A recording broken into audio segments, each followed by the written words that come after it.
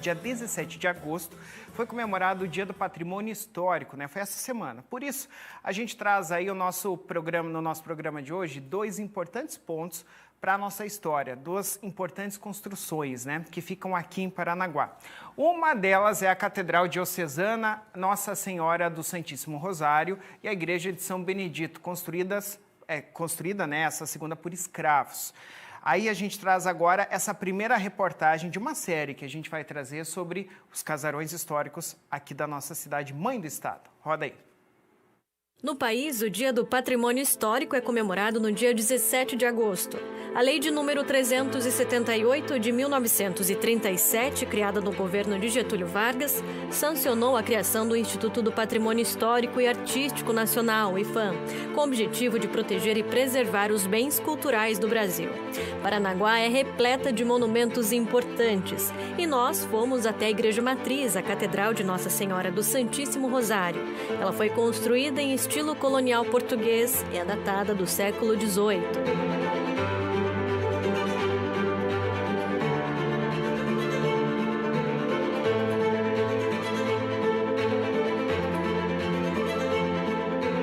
Mas é o Hamilton, historiador, quem vai contar mais pra gente dessa história.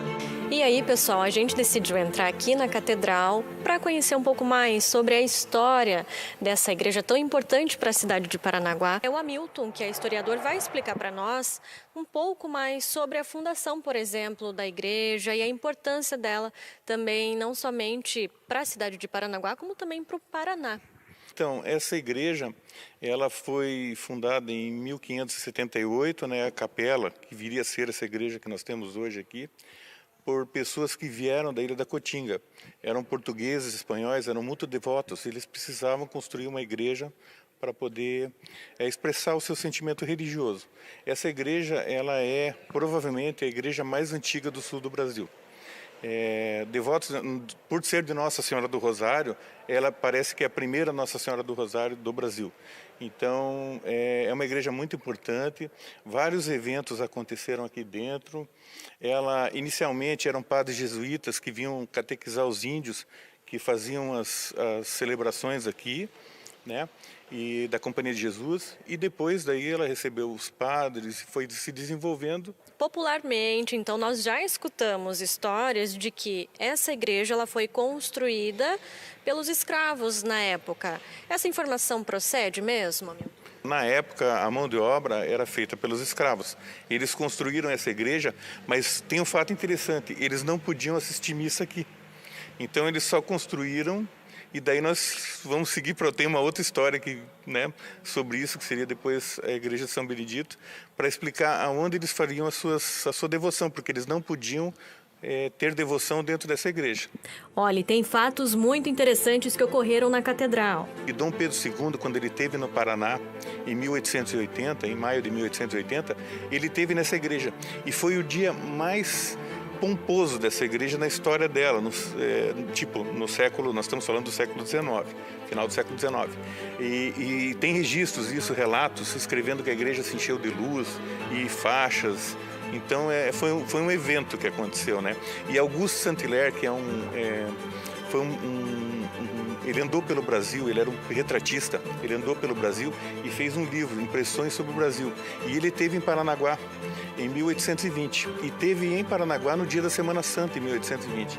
E ele retrata que ele nunca viu um povo tão devoto e uma igreja com uma nave tão comprida. A nave é onde nós estamos aqui.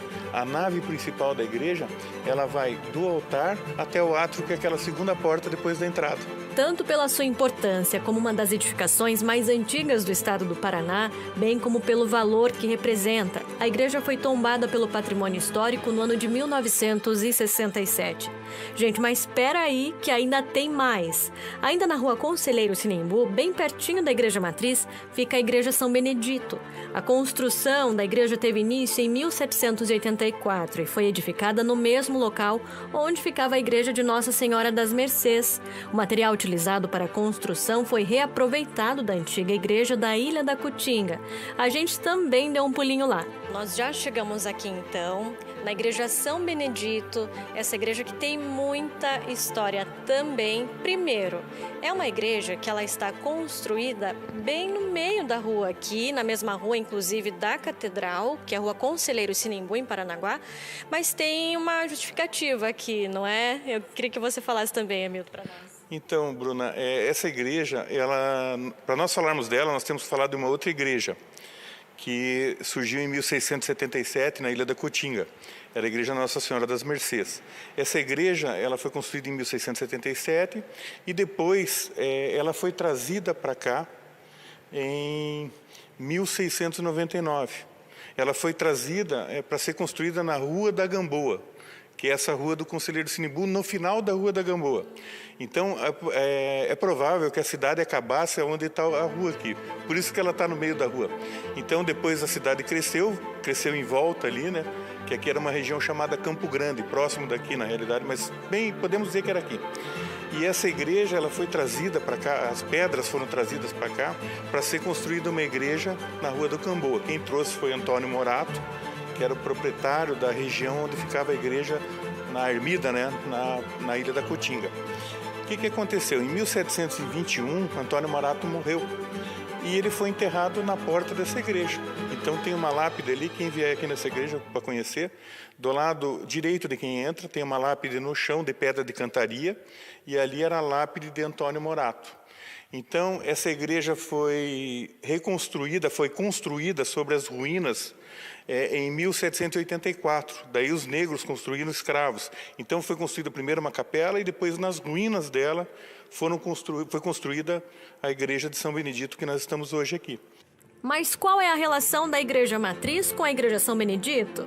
Os escravos eles vinham, traziam seus senhores na matriz e deixavam nas liteiras, né? Paranaguá não tinha muitas carruagens, eram liteiras. Eles deixavam os senhores na matriz, nas suas missas, eles não podiam assistir a missa lá, e eles vinham e assistiam daí a missa aqui na igreja de São Benedito. Depois, então, da celebração aqui na igreja São Benedito, eles retornavam à catedral para pegar os senhores. Pegar os seus senhores, né? Pegar os seus senhores e daí levar para as suas casas, os seus engenhos, para onde fosse, né? É um altar de madeira muito bonito. Ali vocês podem ver, então, a imagem de São Benedito. Agora, algo curioso, como nós podemos ver aqui, é que ele carrega um saquinho. Hamilton, o que seria? Qual que é a representação? Então, São Benedito, a história do saquinho só existe aqui, em Paranaguá, nessa igreja. A imagem de São Benedito no altar, ela carrega um saquinho na mão direita e uma flor na mão esquerda. Isso diz o quê? São Benedito era uma pessoa que era muito boa e ela levava escondido para os escravos pães. Então ela punha no saquinho e levava pães e levava uma flor. E um dia o patrão dela, o feitor, o capitão do mato, o feitor, parou ela, inquiriu ela, disse: escuta, o que você carrega aí? Ele não podia levar pães para os escravos. E ele disse: eu levo flores. E pensou, né, tô ferrado. Mas no final, quando o patrão dele, o capitão do mato, pediu para abrir o saquinho, tinha flores dentro. Então foi uma espécie de milagre. É uma lenda, né, obviamente, mas é uma história interessante e é o único lugar onde se vê o São Benedito com o saquinho na mão. É isso. Pessoal, fica o convite para você que se interessou pela história passar por esses dois patrimônios históricos e religiosos em Paranaguá.